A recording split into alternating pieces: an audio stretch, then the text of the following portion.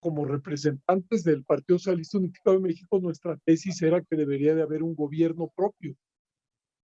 Seguía gravitando en la discusión la idea de que por ser la sede de los poderes federales, pues era inconveniente que aquí hubiera un gobierno local. Pero lo que se abrió paso, pues fue lo que usted señala, es decir, la idea de, bueno, por lo menos una asamblea de representantes que sin ser una asamblea legislativa, pues fue el primer cuerpo colegiado que elegimos en esta ciudad. Fue un paso, digo yo, en el sentido correcto, es decir, de que poco a poco esta entidad acabara siendo gobernada pues, con el concurso de la población, es decir, que eligieras a sus gobernantes.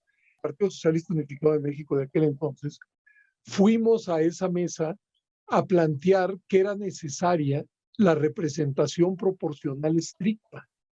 Es decir, que si uno sacaba 20% de votos, acabará con el 20% de representantes. Digamos, nosotros poníamos el acento en la representatividad. Y desde el gobierno lo que se ponía el acento era en la gobernabilidad. Y decían que si no había mayoría absoluta en la Cámara, pues eso iba a ser ingobernable. También mencionó usted lo de los municipios y es cierto, fue llevar la representación proporcional a la integración de las, ¿cómo se llama?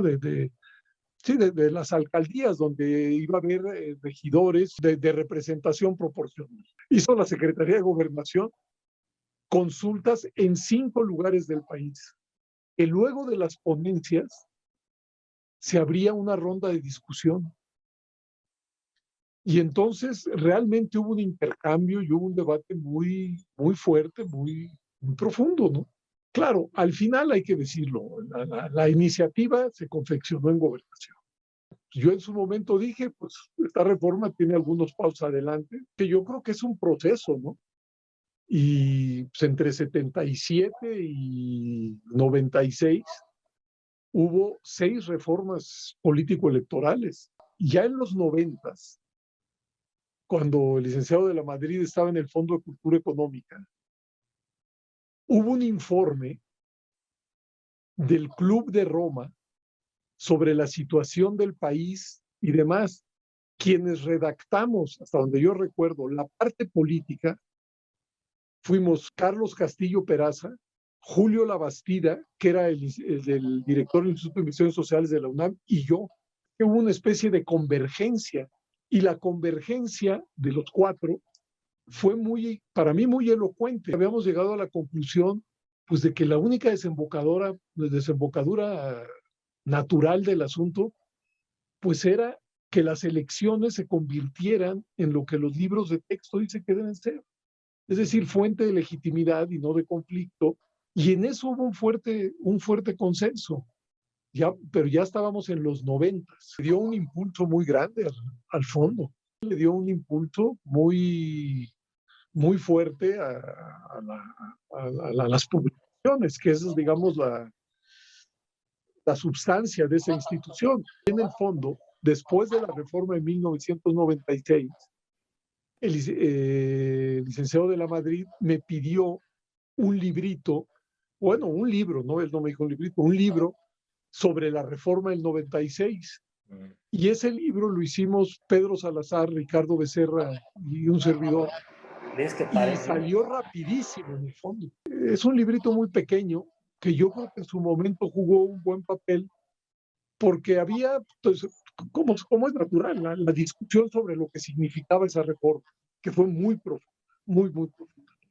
Y bueno, pues fue el Fondo de Cultura Económica a solicitud de su director que se hizo ese librito, ¿no? El Fondo de Cultura Económica también ayudó mucho a transformar el pensamiento en Latinoamérica. Muchísimo. El Fondo de Cultura Económica en los circuitos académicos es una referencia obligada. Hace unos 2 o 3 años, en la Feria Internacional del Libro de Guadalajara, en la inauguración, estaba invitada la alcaldesa de Madrid y dijo, miren, mi relación con México empezó por mi relación con el Fondo de Cultura Económica.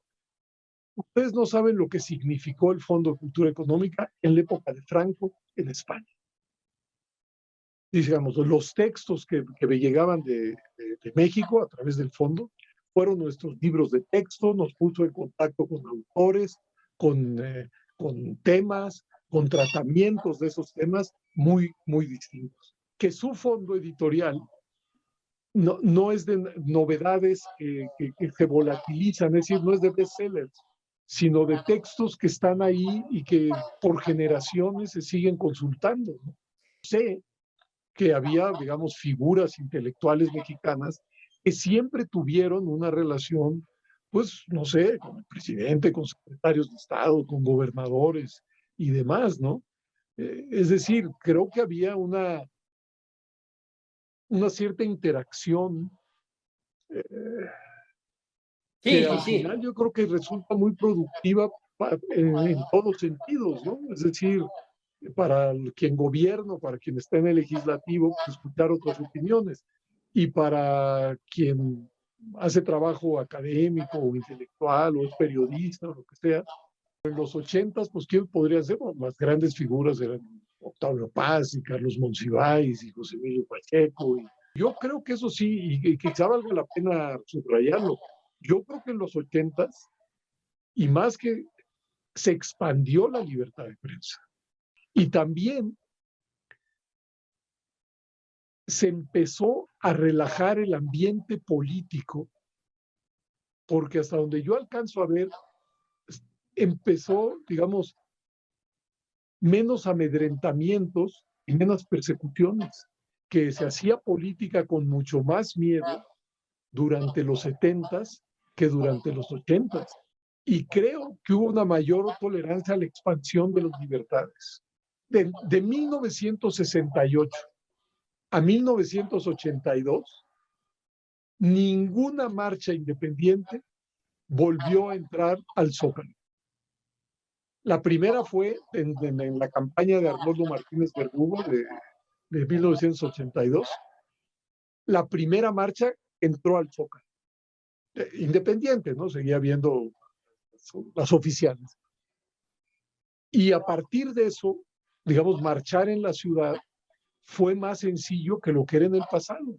Y simple y sencillamente no se nos dejaba reunirnos.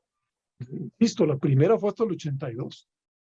Pues en la época de las dictaduras militares y en América Latina, México era catalogado ahí como una especie de democracia singular. Sí había diferentes visiones sobre México en materia democrática, pero yo creo que pues, México se beneficiaba cuando se le comparaba pues, con las dictaduras de los 70s. Esperemos que el malestar en la democracia no se convierta en un malestar con la democracia. Creo que eso que decían hace que 16, 17 años es lo que está sucediendo en muchos lados. Entonces hay un desprecio pues, por lo que se edificó mucho o poco en materia democrática. Los cambios políticos en México tienen su propia lógica, pero lo fundamental del cambio se negoció, se pactó, se, se, se discutió bien o mal aquí, que hubo diálogo y que hubo acuerdo. Y en materia, por ejemplo, político-electoral, lo óptimo pues, es que la legislación y los cabezas de las instituciones surjan del acuerdo de las fuerzas políticas. Cuando alguna de las fuerzas políticas relevantes no se reconoce en las disposiciones legales o no reconoce la legitimidad de los que encabezan ahora el INE o el tribunal, pues va a haber problemas. En la reforma del 86, para decirlo con claridad, el gobierno escuchó, integró cosas, pero sí escuchó. Por ejemplo, yo digo que creciera de 100 a 200 los diputados plurinominales, pues en algo influimos. Por supuesto, no tomaron toda la propuesta, pero sí una parte. De las reformas que van 94 y 96, que son reformas muy importantes, ahí sí lo que hay que rescatar, además del contenido, es que se hizo con el consenso de todos los partidos. Y eso fue importantísimo, importantísimo. Entonces, No, creo que yo esto del recuerdo, consenso es algo que no podemos dejar de mencionar, ¿no? En estas historias. sobre todo si está pensando en un mensaje hacia los jóvenes y demás, Sí, creo que en esta época, en donde casi lo que se quiere imponer es un monólogo, es muy importante rescatar que, por ejemplo, el proceso democratizador de México se hizo con la convergencia de fuerzas políticas que tenían a veces idearios no solamente diferentes, sino enfrentados, pero que se pensó pues, era necesario construir una casa común para todos. Eso que yo creí que ya había sido asimilado, pues parece que no. En México, de repente, la palabra negociación tiene mala fama. Pues, hay que volver a reivindicar que negociar cuando nadie tiene mayoría, pues es uno de los instrumentos de la política. Pero la mejor pedagogía social a lo mejor está en nuestra propia historia. sí. Una historia que no se conoce o que despreciamos sin razón. El nuevo federalismo se tiene que reconstruir en la Cámara. Y también desde las gubernaturas, pero lo que está sucediendo es que parece ser que estamos en una espiral hacia abajo. Es decir, como que los filtros de la política no están funcionando. Y eso es muy preocupante.